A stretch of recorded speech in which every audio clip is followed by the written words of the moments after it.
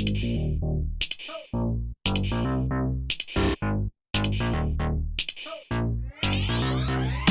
there, Alex here.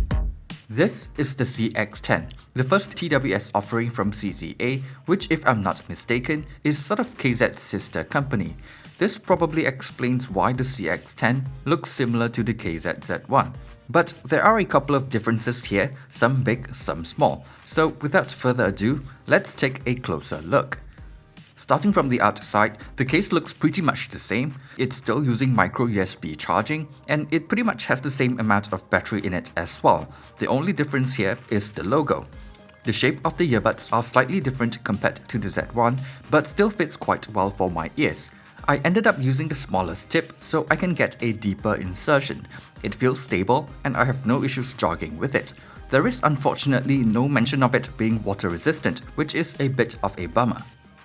The CX10 uses touch controls, and like the Z1, it's quite responsive. Still no volume controls here, but it has the same low latency mode as well.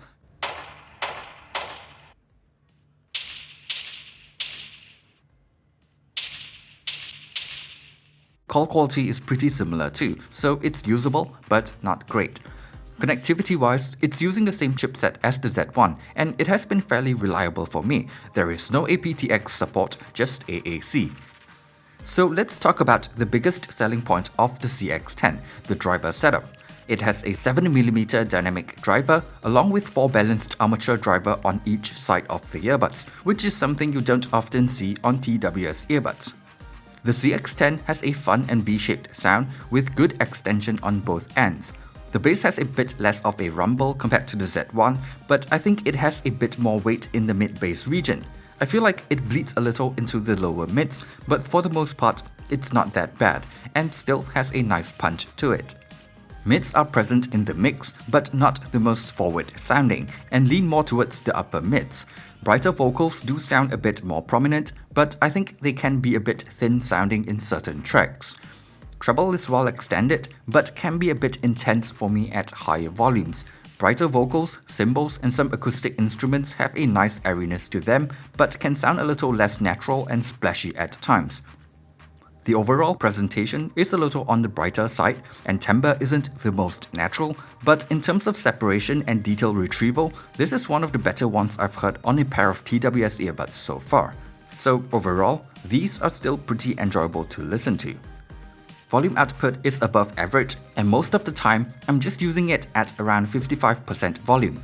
At that volume, I'm getting around 2.5 hours of use on a single charge, which is slightly better than on the Z1. Overall, if you like this type of sound signature, I think the early bird pricing of $49 is not too bad, considering that's roughly how much you would normally pay for a pair of Chi-Fi multi-driver IE amps, and that pricing is still much cheaper compared to TWS offerings from more mainstream audio brands. However, I'm not so sure about that battery life though. While 2.5 hours of use when brand new is sufficient for my needs now, I'm pretty sure it won't stay that way for long, seeing that the KZ-Z1 that used to be able to last 2 hours of use about 2 to 3 months ago can only last me about 1.5 hours of use now.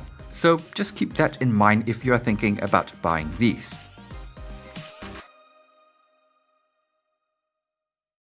Thanks for watching this video. If you've enjoyed it, be sure to leave a like and subscribe to the channel for more content in the future. Thanks again, and see you guys on the next one.